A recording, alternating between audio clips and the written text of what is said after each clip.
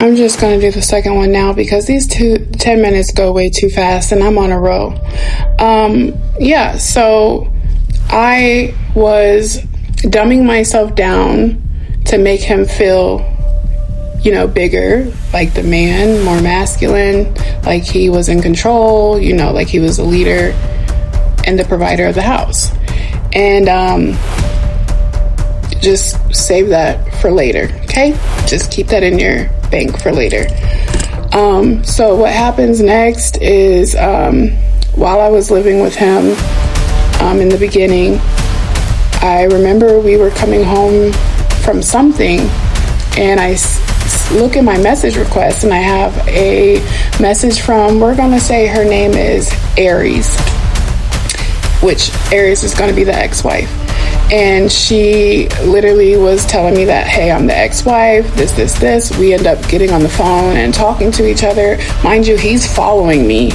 We're on the highway, so he's following me as we're on our way back home. And I'm having this whole conversation with her, and she's telling me about him and how he is, how he was addicted to corn, and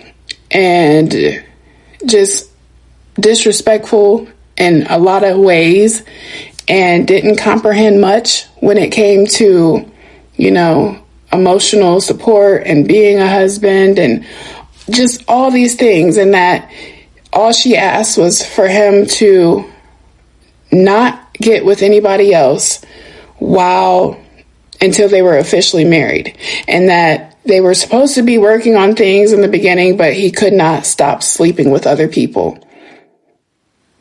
So now I feel like I'm in a fucking situation because yes, now, they're officially divorced, but, he had already filled my head and pumped my head with all these things that she's just bitter. She's a liar. She'll say anything because she's just bitter. So, I thank her for telling me, but like at this point, I love this man and y'all aren't together. And when we first started messing around, I didn't even know you guys were married. And then when I did find out you guys were married, me and him were just friends. But you also confirmed to me too that you guys were never getting back together. Like all you're doing is waiting for the divorce. And, being the woman that I am now, that would never fly with me. That would never fly with me. And again, I'll keep saying this all through these series. The shit that you put up with and the things that you do will show how unhealed you are in that season. But so I get home and I tell him like, hey, your ex-wife contacted me and this is it. And he's like, oh, don't listen to her. She's crazy and she's just mad and blah, blah, blah. She's bitter, blah, blah, blah, blah. Whatever. So like throughout the weeks of being together, she would like contact him about like bills they had together and this and that. And me thinking, the worst of her and that she's just trying to find a reason to contact him and give him a hard time according to him. Oh, she's just trying to make things harder for me. So I take it upon myself. And this is what I mean by making myself look bad. Oh, well, don't contact him anymore. Anything that you need to say to him, you can contact me and I'll let him know. Thought I was doing something, y'all. Thought I was doing something. Being the woman I am today, looking back, like, bitch, you ain't shit. Tatiana, you wasn't shit for that. Because I couldn't imagine whatever fling he has now talking to me like that. Because, I'll go in your motherfucking mouth. Got the blondie walking her down on space.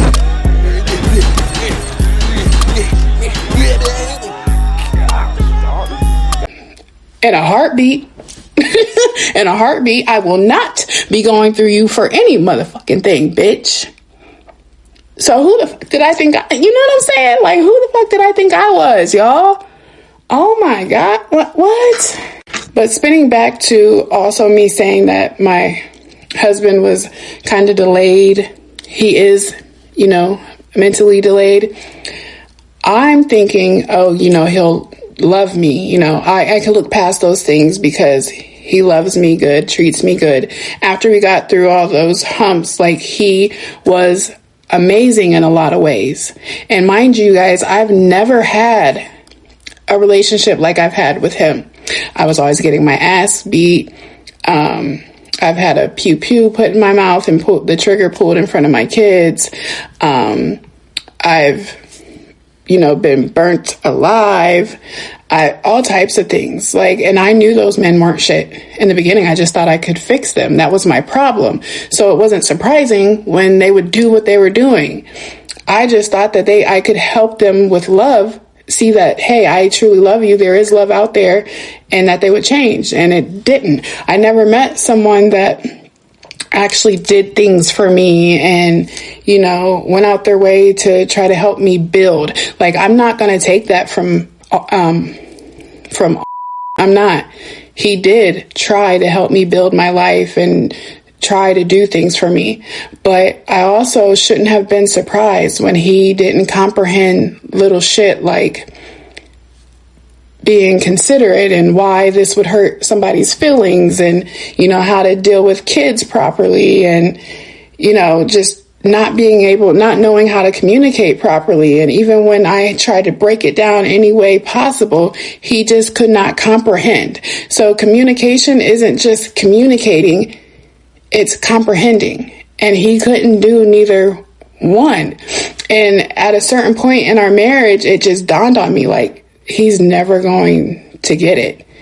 And you can either spend for the rest of your life being tortured like this mentally and emotionally, or you can let it go.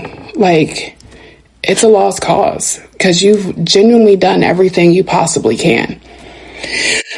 So with that being said, moving on. So about a year goes by. He's gained my full trust. He's been great. He's been helpful other than the minor, emotional, not comprehending things. But, to me, that wasn't shit. Nobody's perfect. I'm very much about that. Nobody's perfect.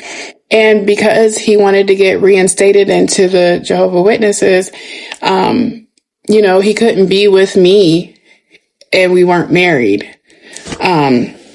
So he's like, I want to be reinstated and I want to be married by the end of next year. I was like, oh, okay. So we're off to the races. You know what I'm saying? Okay, let's do this. And I remember asking him, are we going to have an actual proposal? Because I am a very huge romantic. I want everything a fairy tale. I do. I will admit that. And so I'm like, I didn't even get a proper proposal. I literally woke up one day and I look over and there's a ring laying on top of a note on my desk. And I'm just so grateful for anything and everything. So I was not mad. The thing that kind of hurt my feelings was I woke up to that, but he was nowhere to be found. Now I will give it to him, he was downstairs working on my car. He was underneath my car and I go running down and I rush to him and I hug him and I'm trying to kiss all over him and I'm saying, thank you. Yes, yes, yes, yes. And he's just kind of you're welcome. And then goes right back underneath the car. And I'm just okay.